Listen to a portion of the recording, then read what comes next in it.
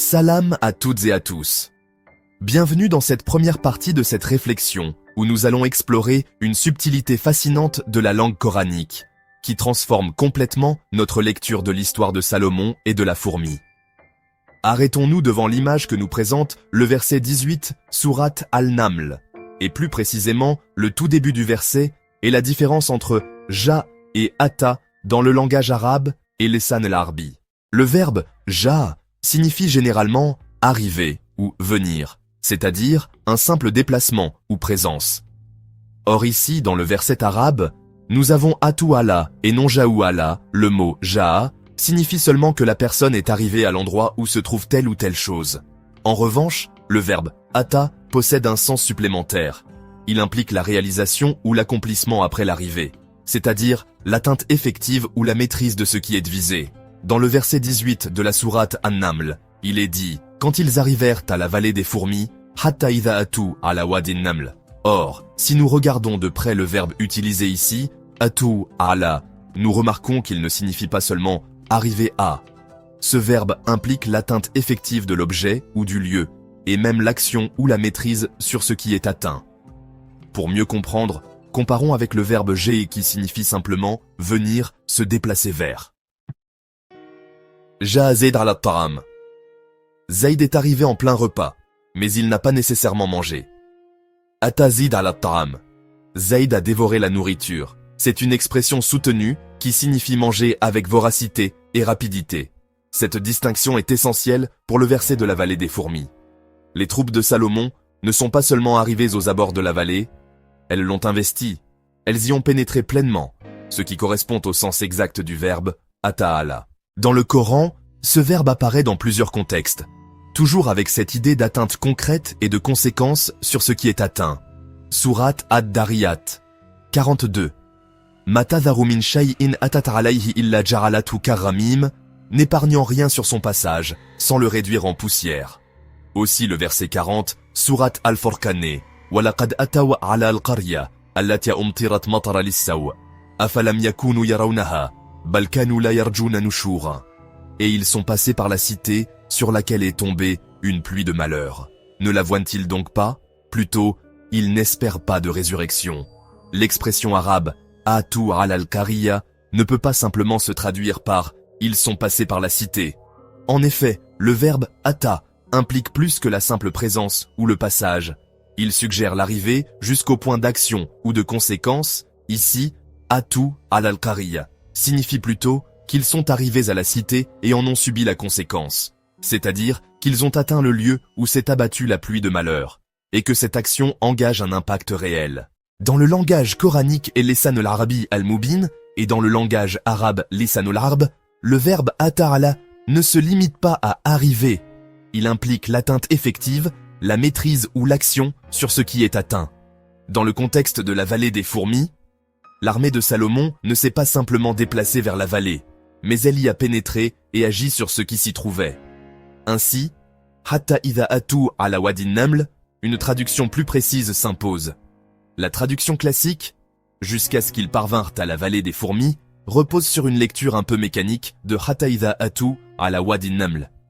Mais en méditant le texte, on voit que ata'ala n'exprime pas une simple arrivée. Il indique une prise de contrôle, un envahissement ou un passage dominant.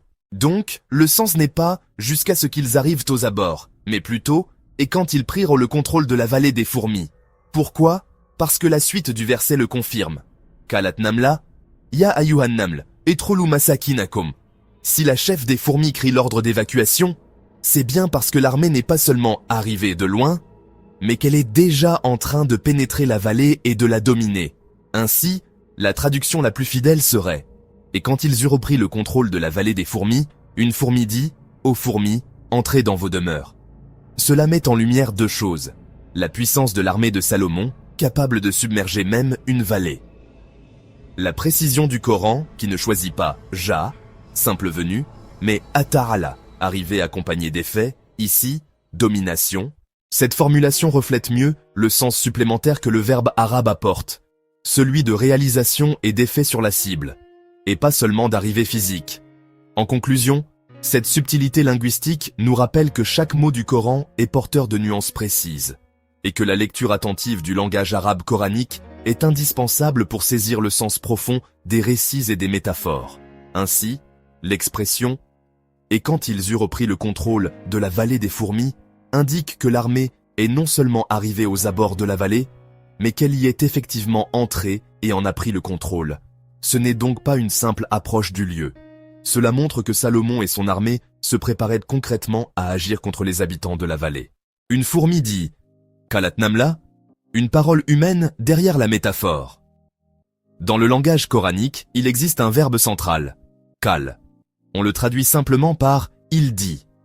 Mais derrière cette simplicité se cache une richesse immense, car dans le Coran, ce verbe et ses dérivés sont employés plus de 800 fois. Et à chaque fois, il est associé à des êtres doués de raison et de conscience, capables de réflexion, de dialogue et de prise de position. On retrouve « kal » pour « Dieu lui-même »,« Dieu dit ». Les prophètes, Moïse dit, Noé dit. Les peuples et les rois, Pharaon dit, les mécréants dirent. Les anges dirent. Les djinns, puis, dirent.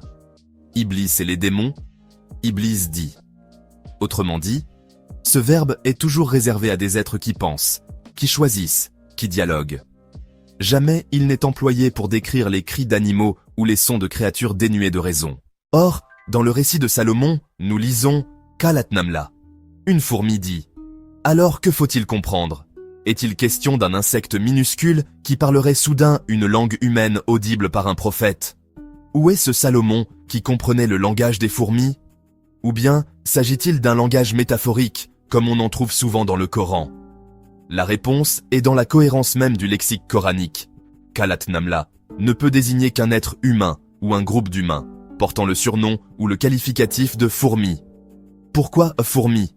Probablement pour évoquer leur petitesse face à la puissance de l'armée de Salomon, ou leur caractère collectif vivant en communauté serrée, comme les fourmis. J'ai dit probablement, car la vérité est ailleurs, dans la suite du verset. La scène de Salomon et la fourmi est une image, une métaphore qui parle à l'esprit et qui donne de la force au récit. Ainsi, l'épisode n'est pas une scène naïve où un insecte dialoguerait avec un roi prophète. Il s'agit d'une parole humaine, attribuée à un peuple métaphoriquement désigné par le mot « fourmi ».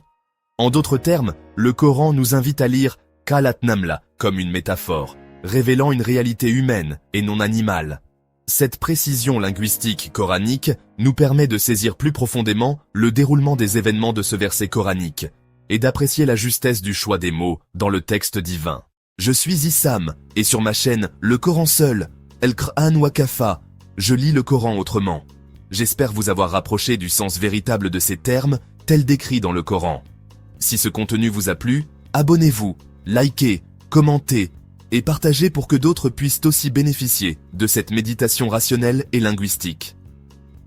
À bientôt pour la deuxième partie, et plus de détails.